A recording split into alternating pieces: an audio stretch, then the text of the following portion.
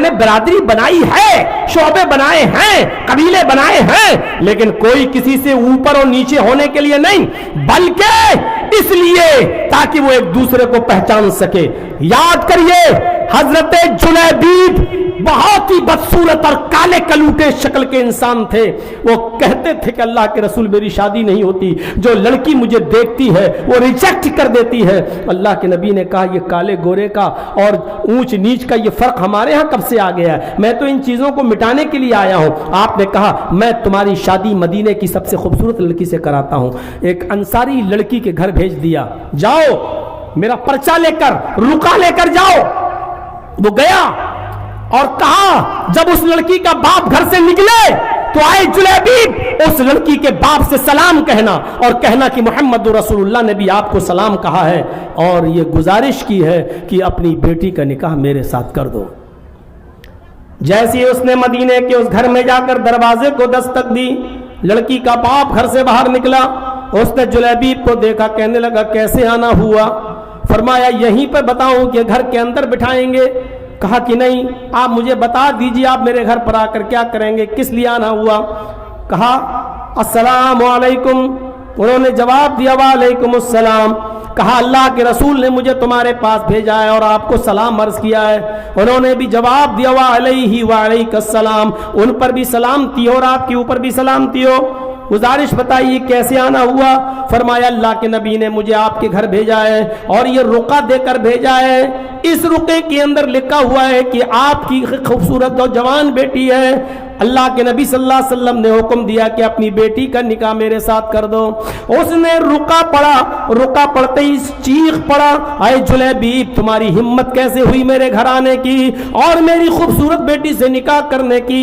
اے جلیبیب میری بیٹی کی آنکھوں میں کبھی کچن کا دھواں بھی نہیں گیا اور تیرے پاس ہے کیا جو تو میری بیٹی کو کھلائے گا اور پلائے گا؟ اپنی شکل و صورت دیکھو اور میری بیٹی کی خوبصورتی دیکھو.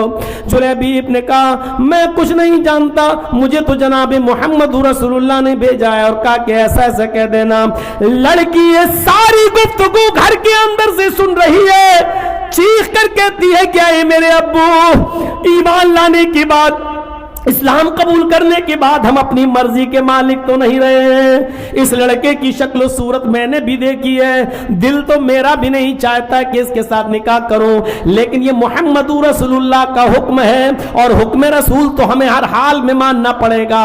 اے ابو جان اسلام اور ایمان قبول کرنے کے بعد ہم اپنی مرضی کے مالک کہاں ہیں؟ ہم تو اللہ اور اس کے رسول کی مرضی کے مطابق چلنے والے بن گئے ہیں. آپ کو میری شادی اس لڑکے کے ساتھ اس لیے کرنا پڑے گی کیونکہ جناب محمد رسول اللہ کا حکم ہے. کہا بیٹی اس لڑکے کے ساتھ تو شادی کرے گی؟ فرمایا میں نہیں کر رہی ہوں, نبی کے حکم کی وجہ سے کر رہی ہوں. کہا اس کی شکل و صورت تو دیکھ, ایک اردو شاعر نے اس کا نقشہ کھینچا ہے. باپ نے کہا اس کی شکل و صورت تو دیکھ. لڑکی نے کہا نہ آنے والے کو دیکھ نہ جانے والے کو دیکھ, نہ آنے والے کو دیکھ نہ جانے والے کو دیکھ, دیکھنا ہی ہے تو خط کے بھیجنے والے کو دیکھ. کہا میری بیٹی شکل و صورت پر پھر نظر ڈال, ماند پڑ چکی ہے. اس نے کہا مانا کی شکل ہے اس کی بدصورت اور چہرہ ہے اس کا, جسم ہے اس کا ماند, مگر خط کا بھیجنے والا تو ہے 14ویں کا چاند. اس لڑکی نے گویا اس انداز سے جواب دیا اور باپ نے اپنی بیٹی کی بات مان کر نبی اکرم کے حکم پر عمل کرتے ہوئے اس لڑکی کا نکاح, اپنی بیٹی کا نکاح اس جلیبیب کے ساتھ کر دیا. اور اللہ تعالیٰ نے جلیبیب کی اور اس لڑکی کے نکاح میں اتنی برکتیں رکھیں جس کو بعد میں لوگ تذکرہ کرتے تھے. میرے بھائیوں بتانے کا مقصد یہ ہے کہ اسلام لانے کے بعد ہم اپنی مرضی کے مالک نہیں ہیں, ہمیں اپنے آپ کو قرآن پر ڈھالنا پڑے گا, ہمیں اپنے آپ کو جناب محمد رسول اللہ صلی اللہ علیہ وسلم کے اصولوں کے مطابق ڈھالنا پڑے گا. اسلام مساوات کا درس دیتا ہے, یہ امیری اور غریبی کے فرق کو مٹاتا ہے, یہ ذات اور پات کے فرق کو مٹاتا ہے, یہ چھوت چھات کو مٹاتا ہے. آپ اس تمام چیزوں کو ختم کریے. نماز پڑھنا ہے پیر سے پیر ملانا پڑے گا, یہ نہیں دیکھنا پڑے گا کہ میرے بغل میں کھڑا ہونے والا یہ بھکاری ہے یا غریب آدمی ہے. اگر وہ آپ کے پاس کھڑا ہی ہو گیا تو آپ اس کو بھگا نہیں سکتے.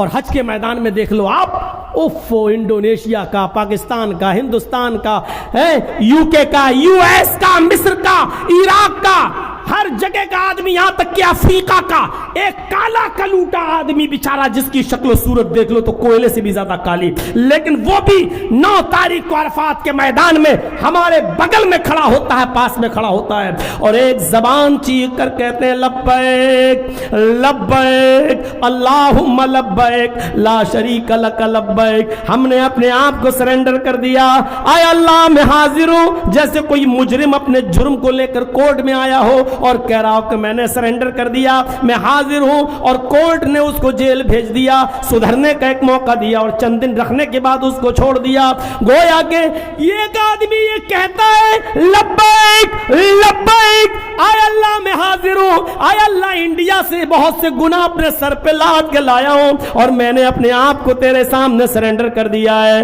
آئے اللہ ہم دنیا سے بھاگ سکتے ہیں، ماں باپ سے بھاگ سکتے ہیں، دشمنوں سے بھاگ سکتے ہیں، لیکن تجھ سے نہیں بھاگ سکتے ہیں، میں نے اپنے آپ کو سرنڈر کر دیا ہے، اے اللہ اگر تو نے ہم کو معاف نہ کیا تو کوئی ہم کو معاف نہیں کرے گا۔ اوپر سے ندا آتی ہے، آئے فرشتوں، میرے بندے نے اپنے گناہوں کی پوڈری ہمارے سامنے رکھ دی ہے اور سچے دل سے توبہ کر لی ہے، ہم نے اس کو ایسا کر دیا کما ولدتھا امہا، جیسا کہ اس کی ماں نے اس کو آج ہی پیدا کیا ہے، جیسے وہ بچہ گناہوں سے پاک و صاف ہوتا ہے، میں نے اس کو بھی گناہوں سے بالکل پاک و صاف کر دیا ہے، میں نے اس کے گناہوں کو مٹا دیا ہے۔ لیکن یہاں آنے کے بعد وہی حاجی و حج کا ناجائز فائدہ اٹھاتا ہے، اب حج کرائے نا، اب لوگ ہمیں بہت بڑا حاجی مانتے ہوئے بھروسہ کر لیں گے، اب دکان پہ بیٹھ کے دھوکے بازی کر رہا ہے، موبائل کی دکان پہ بیٹھا ہے، لوکل پارٹس ڈالتا ہے اور اوریجنل پارٹ کے پیسے لے رہا ہے، لوگ کہہ رہے ہیں حاجی صاحب دھوکہ تھوڑی دیں گے، لمبی داڑھی رکھ لی، اب داڑھی کی آڑ میں شکار کر رہا ہے۔ بہت سے لوگ اس لیے بھی حج کرنے جاتے ہیں کہ حج کرنے کے بعد جب آئیں گے تو لوگ ہمارے ایمانداری دیکھ کر اور داڑھی دیکھ کر ہم پہ بھروسہ کریں گے، اس آڑ میں ہم لوگوں کو خوب دھوکہ دیں گے۔ میرے بھائیو یاد رکھنا، اگر ایک درہم کی بھی خیانت کی ہے تو بچو گے نہیں، اگر کسی کے ساتھ 1 روپے کا بھی دھوکہ کیا ہے تو بچو گے نہیں۔ اور آپ کیا ہے، بخاری پڑھیے، خیبر کی جنگ ہوئی اور جب مال غنیمت آیا اللہ کے نبی نے اعلان کروایا کہ جس کے پاس جو چیز ہو جمع کر دو، تمام لوگوں کے پاس جو مال تھا سب جمع کر دیا گیا۔ ایک آخری ندا دی گئی، حضرت بلال نے آواز دی، یہ آخری آواز ہے، جس کے پاس جو مال ہو وہ یہاں جمع کر دے۔ ایک صحابی نے ایک چادر لے لی تھی خیبر کے مال میں سے، ایک چادر لے لی تھی، وہ نہیں لائے، اور جب مال تقسیم ہو گیا تو کچھ دن کے بعد وہ آئے، کہا اللہ کے رسول مجھے احساس ہو گیا ہے، جہنم کا ڈر میرے دل میں پیدا ہو گیا ہے، یہ چادر میں نے جنگ خیبر کو ختم ہونے کے بعد مال غنیمت کے تقسیم ہونے سے پہلے یہ میں نے لے لیا تھا، اس لیے چادر میں لے کر آیا ہوں، یہ لے لیجئے، قبول کر لیجئے۔ آپ نے کہا کیا تم نے بلال کی آخری آواز سنی تھی؟ کہاں سنی تھی، پھر بھی تم نہیں لائے؟ کہا اللہ کے رسول لالچ آ گیا تھا میرے اندر۔ فرمایا جاؤ اب اس چادر کو لے جاؤ اور قیامت کے دن لے کر آنا، اب اس چادر کے ہم کتنے ٹکڑے کر کے صحابہ میں تقسیم کریں، جاؤ، نہیں قبول کرتا ہوں تمہاری اس چادر کو۔ نہیں قبول کیا، مجبور ہو کے چلے گئے، لیکن ایک جہاد کے اندر وہ صحابی شہید ہو گئے۔ صحابہ نے کہا اس کو خوشخبری ہو، اے اللہ کے رسول کتنا لڑا، اچھی طرح لڑا، جہاد کیا، پوتر دھرم یدھ کیا اور لڑا اور لڑ کر شہید ہو گیا، اس کے لیے جنت ہو۔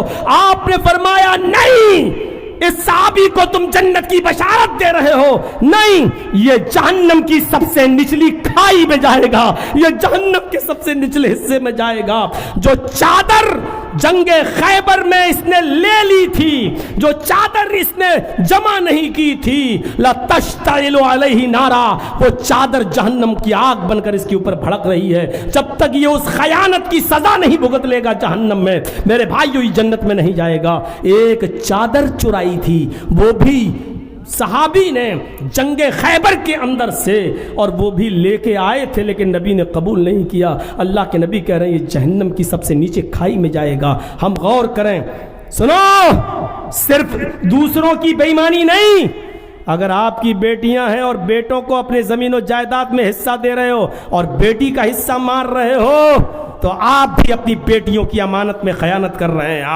آپ بھائی ہیں اور آپ کی وراثت میں سے آپ کی بہن کو حق نہیں ملتا ہے تو آپ بہن کی امانت میں خیانت کر رہے ہیں. آپ کو جہنم میں سزا دی جائے گی. شادی کر دی تو چھٹکارا نہیں پا گئے آپ.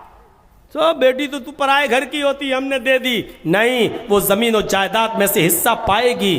آپ نے اپنے داماد کو اگر 4 اور 5 لاکھ روپے کا چیک دے دیا یا ایک موٹر سائیکل دے دی تو اس کا یہ مطلب نہیں کہ وہ آپ کی زمین و جائیداد سے محروم ہو گئی ہے. آپ کی وراثت میں اس کا حق ہے, اس کو ملے گا. آپ کی بہن بھی آپ کی وراثت میں حقدار ہے, اس کو ملے گا. میرے بھائیوں, مجھے اٹاوا کا واقعہ